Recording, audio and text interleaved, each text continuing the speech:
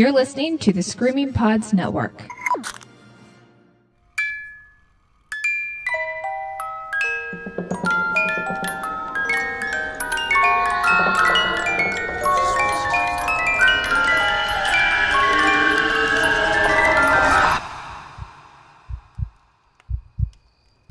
Have you seen any crazy Halloween decorations out and about?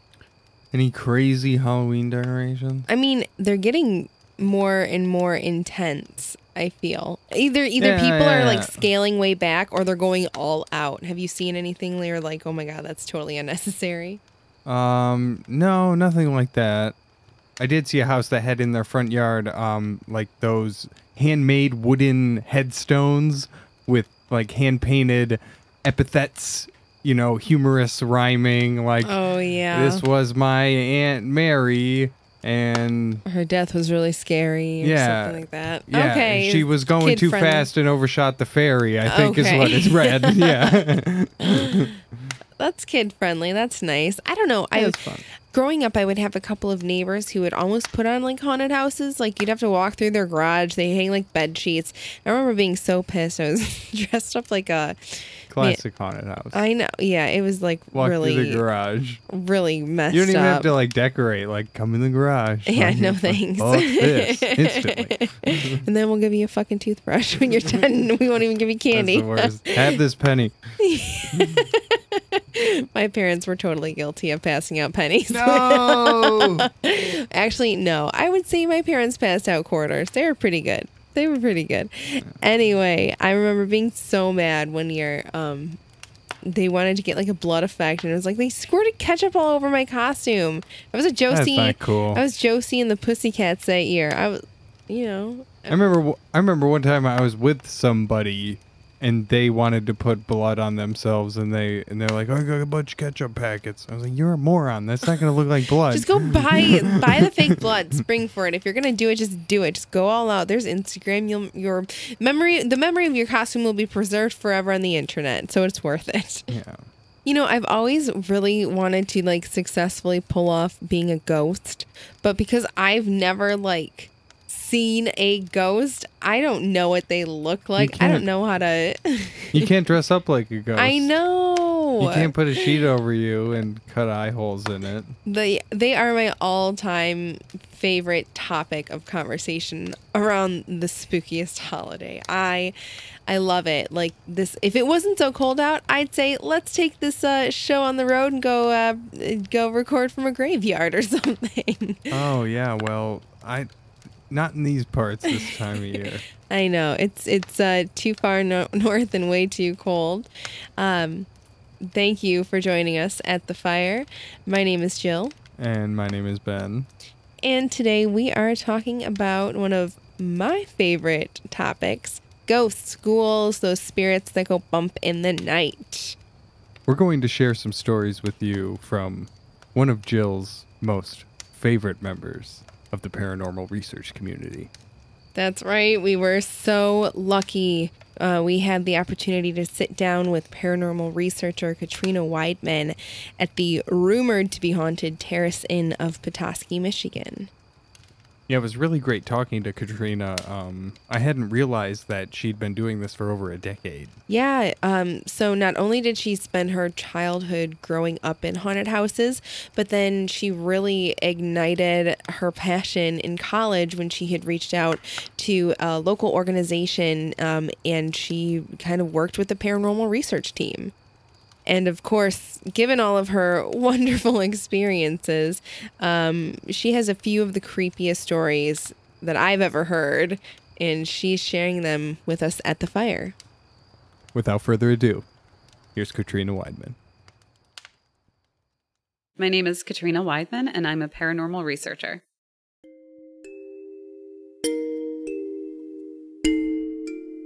As a paranormal researcher / investigator, my job is to find as much objective evidence of the paranormal as possible. It's also, I work very closely with clients. So my job in that role is a little different, where I'm still looking for objective evidence, but since it's somebody that is scared, usually upset, sometimes going through a whole range of different emotions, my job is to really be there for them to help advise and to educate. You may recognize Katrina Weidman from television shows such as Paranormal Lockdown and Paranormal State. And after reaching out to an investigation group during her college years, she really planted her roots in the community. The biggest pieces of evidence I've ever experienced myself firsthand have been through Paranormal Lockdown, which is the show that I currently do, and I do that with Nick Groff. And we live in a haunted house for 72 hours. So we're confined to the property, not so much the house, because a lot of times the haunting has to do with the property. It's funny because, I've been doing this for 12 years professionally, and the craziest experiences I've ever had has been with him and our camera operator, Rob. And I think it's two things. I think one, we spend so much time there alone and just absorbing the environment, getting to know the environment. And it sounds so weird, but it almost establishes some kind of relationship with you. And I think a lot of times is, when you start talking to people that live in haunted houses, they're never out looking for a ghost. They're not sitting at the dining room table being like, okay, ghosts, eating their spaghetti, being like, show yourself to me. They don't do that. They're just going about their lives and they're trying to ignore it. And so I think with, me and Nick we're trying to do the same thing, embed ourselves in the environment as much as possible to up the probability of capturing objective evidence. Of course, we had to ask Katrina what were some of the scariest encounters that she's had while filming Paranormal Lockdown. The craziest experience, for me personally, was probably when I got scratched in 30 East Drive or Black Monk House, which is over in England. So 30 East Drive is a location in Pontefract, England, and it's a haunting that started in 1966. So it's been ongoing ever since then. And all these people that don't know each other have had very similar experiences.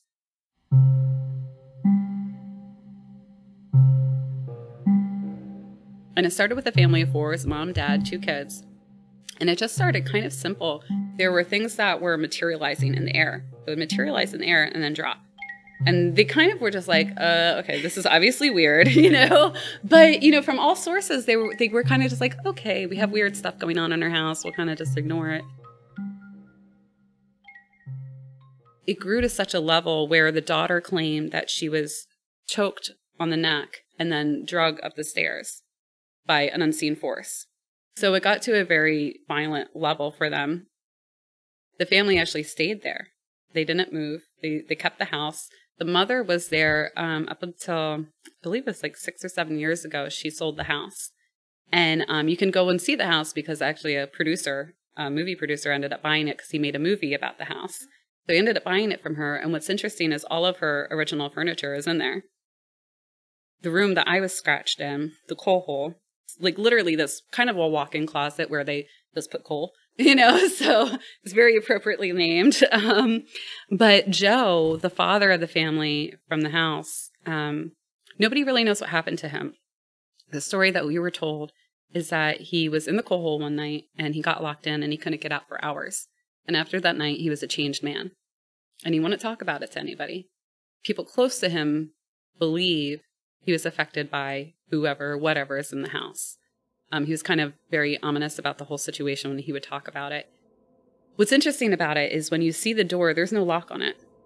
So there's not, I can't even remember, is there a handle? I'm trying to think. But it's just, you can get out. I was in there with it closed. I was in there with it open. You can easily get out.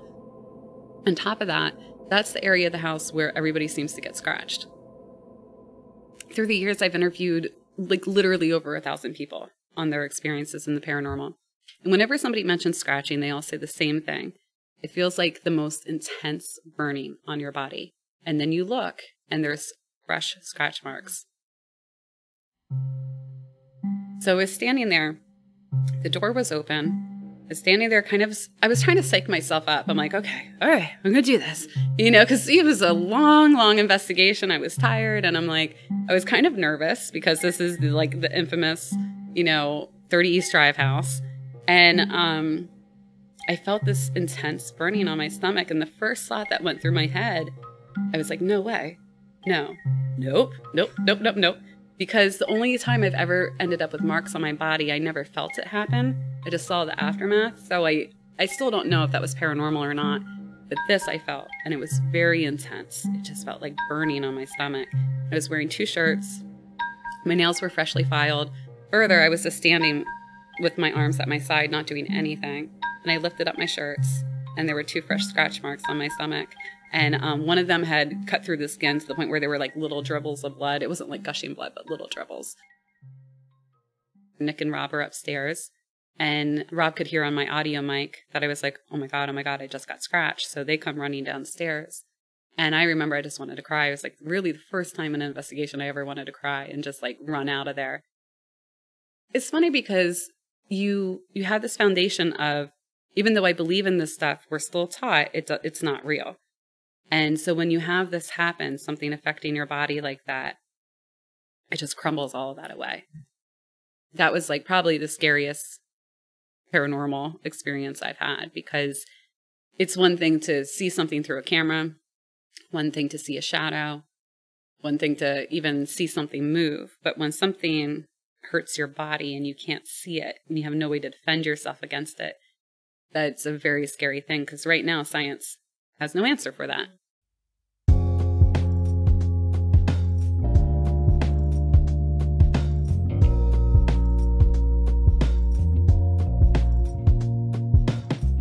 As far as subjective evidence goes, one of my favorite pieces is when I was with Nick and Rob for lockdown, and we were at Trans-Allegheny. That's in Weston, West Virginia. And it's, an old mental asylum. It's a Kirkbride plan, one of the last in the country. And, notoriously known to be haunted. Like, it is one of the hot spots. And when I meet people that are like, where should I go? I've never really been. I'm like, go to Trans-Allegheny. It's amazing. This is a really cool building with lots of amazing history and tons of paranormal activity. We were there 3 years ago in 2015. And I'll never forget this night. We were up on the 4th floor and we all felt it. It was so subjective. And it's so hard to explain to people that have never had that feeling, but you just know in your gut something is wrong.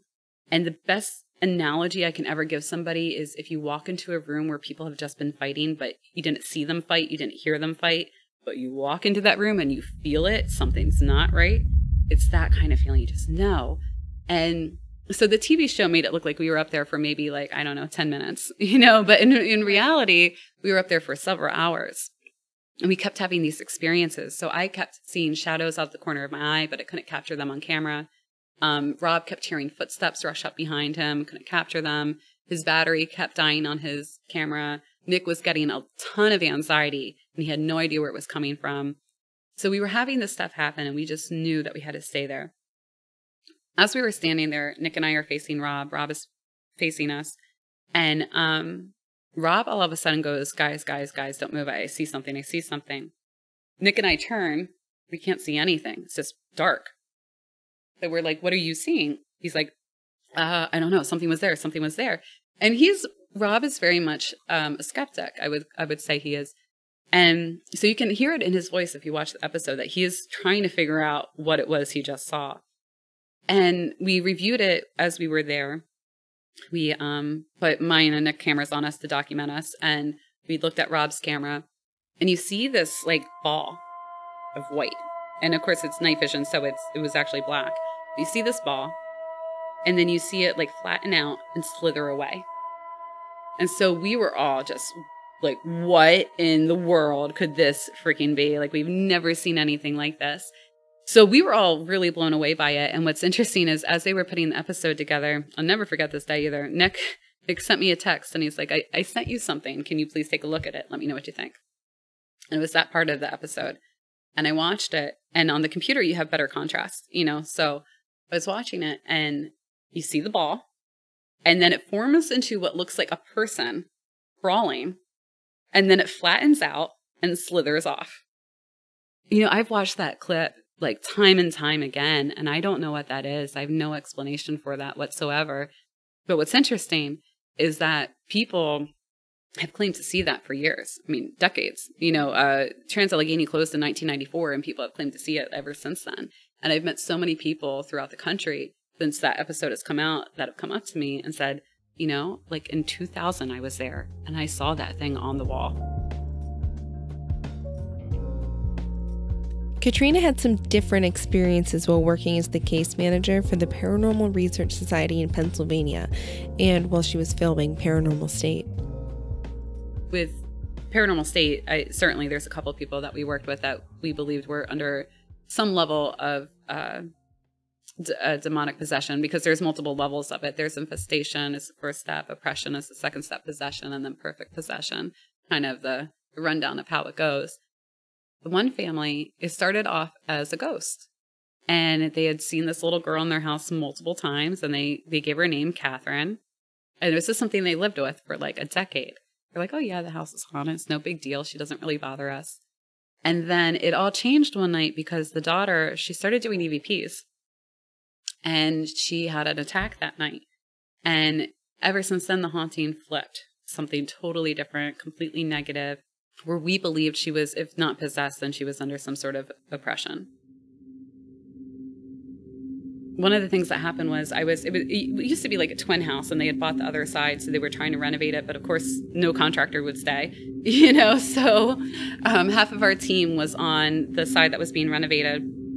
I was on the already renovated side with Elfie and Heather, and we had a cameraman with us, and he was in the doorway of the room with his back towards the stairs, and I was sitting on the bed.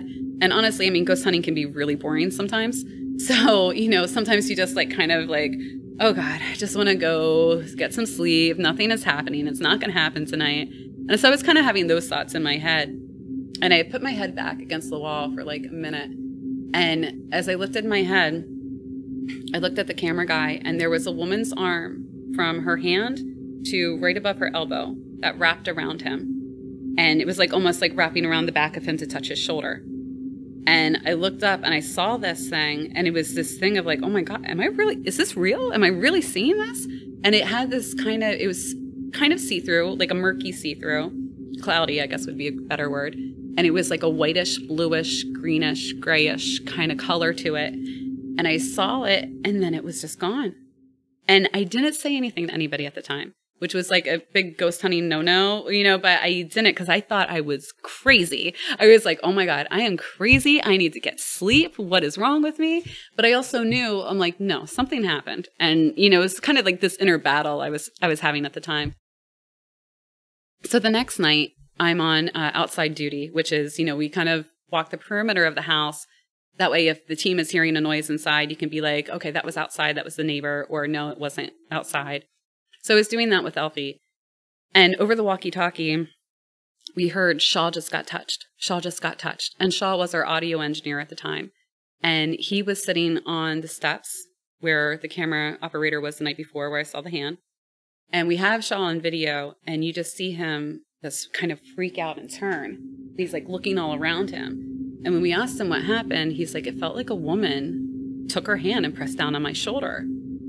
And so nobody knew about my experience. And for him to have that in the same area where I had seen the hand the night before and described it as it felt like a woman, and I had seen a woman's arm, it was very clearly a woman. I get a question a lot of, more from like skeptics that want to give me a hard time. Well, if ghosts are real, why don't we have it on camera? They'll ask that question. And my answer is always like, well, you're thinking very limited that way, because the camera isn't our eyes, and maybe we don't have the right cameras at this point to be able to see what these things are. We don't have the facts. We have like working theories. We have subjective experiences. We do have objective evidence. But again, right now, it's not repeatable, really.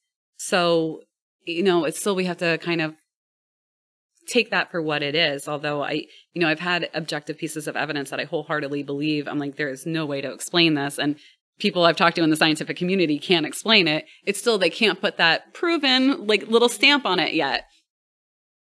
What I hope happens is that it gets to a point where it is taken more seriously. And, it's interesting because the television shows, they've done a lot of good for that, I think. They've also done a lot that, I don't want to say a lot of bad, but I think sometimes people see them and they're just like, ugh, they kind of roll their eyes at it and they're like, it's television. And I understand that. But what the good part that it has done is it's inspired a lot of people. So, 40 years ago, coming out about your experiences, you probably wouldn't do it. I've met so many people who are, in their 70s or 80s that are like, oh my God, the show I watched that you do, it gave me the strength to go out and go to these conferences that you do. And I've met so many other people that had the same experience as I did. And it's the first time in my life I've ever been able to talk about it. And that's really powerful. There's some clients, especially that, you know, I was talking about this earlier too, you have to do homework with your clients. So for example, if somebody's saying, well, you know, the lights keep turning on and off, we believe it's the ghost. Okay, well, have you called an electrician? No. Okay, well, that's what you need to do first before we can come. You know, you have to make sure that they're doing these steps to rule out the paranormal first, because that can become an issue if you have a client that's not willing to accept natural explanations. I've met people along my journey, at least, who don't want to be ethical, and they just want like attention, or they want, you know, they want a lot of clicks on YouTube, and they kind of let their ethics fly out the window. And I've never seen that end well for anybody. People are very, very, what's the word I'm looking for? They're very careful with the word ghost. Ghost is such a charged word. And I've gotten to a point in my career where I kind of hate the word, because I don't think it describes what's happening. You know, I don't think everything we experience is, quote unquote, the afterlife. Like that thing that we got in Trans-Allegheny, I'm not convinced that that's somebody who died and came back. It could be, but I'm not 100% sure.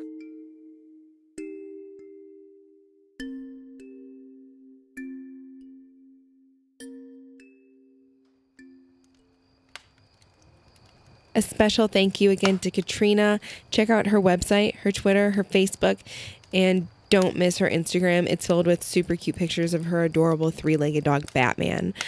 You can find some really great clips of Paranormal Lockdown and Paranormal State on YouTube. So if you need some Halloween heebie-jeebies, go check it out now. Yeah, definitely. Thanks again, Katrina. It was really great talking with you. And, like, I don't know. It's a lot different talking to somebody who researches it and really tries to, I guess, understand it, and not somebody that was just like, oh my God, I think I saw a ghost, you know, right. And then wants to tell you that story. I mean, we love you all too, but I mean, not to... No, but you have a lot of respect for people who are approaching things by trying to rule out commonalities. Well, yeah, and I feel like it really is important work that she is doing. Like, at one point she told us, like, these people, like, if you think about it, whatever problem they're having, they have nowhere else to turn to. This is sort of like their last-ditch effort, you know, to resolve this plague that's kind of overtaken their life. And if anything, she's kind of like a counselor or a therapist to these people. Right. She did share that some of the best training she received while becoming a case manager and a paranormal investigator was crisis management. And she highly recommends that anybody who's interested in getting into this field, especially if you're going to be working with people, that you go through some type of counseling certification or crisis management course. So you really understand that people are genuinely afflicted by what is perceived to be the paranormal realm.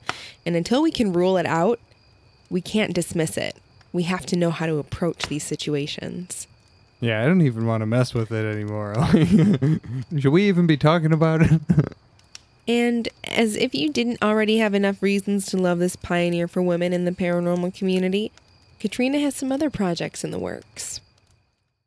So one of the other projects that I'm working on, it's called Haunted Kitchens. So I am a big, big foodie. I grew up with, an Italian grandmother that was always like, I'm going to make you a 14-hour tomato sauce, you know? So I very much learned how to cook. My mom was a baker. My great-grandfather was a professional pastry chef. And then my dad's side of the family had an Italian restaurant for a number of years. So food was always such a big, big part of our lives.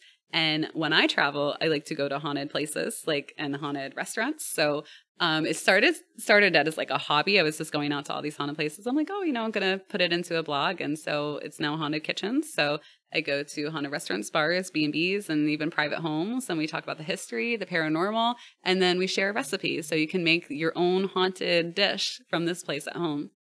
So if you guys want to check that out, that's on my website, katrinaweidman.com. And it will soon be moving over to a new website. But for now, it's there. And so it's a monthly blog right now. Well, if you have a story about a topic that you want to share, like Katrina, drop us a line. Go ahead, head over to our website, atthefire.com, submit your story. You can find us on Twitter. You can send me a message there, too. What's our Twitter handle again? Oh, yeah. @_the_fire. Man, that's a mouthful. A lot of underscores. But in it's there. worth it. It's worth it. Thanks again, Katrina.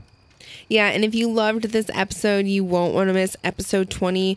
We're joined by Katie Webb and Donna Oliver, two other lovely ladies dominating in the paranormal investigation realm. So head over to our website and check that out.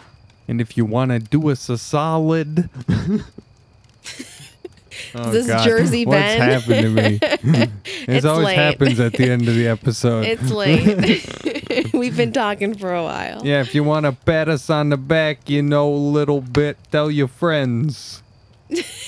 Tell your fucking friends. And give us a rating. Yeah, go on iTunes and tell us to shut the fuck up or something. I don't know. No, well, I mean, whatever your opinion is, give us feedback. We'd love to hear what you think of the show.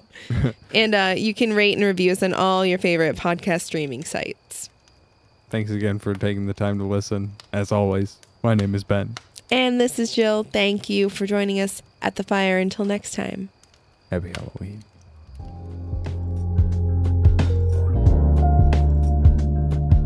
The music this episode was made possible by the following artists: Blue Dot Sessions, Rod Hamilton, Parvis Decree, Timbre, and Jay Sirac. You can find their music and more on freemusicarchive.org and freesound.org.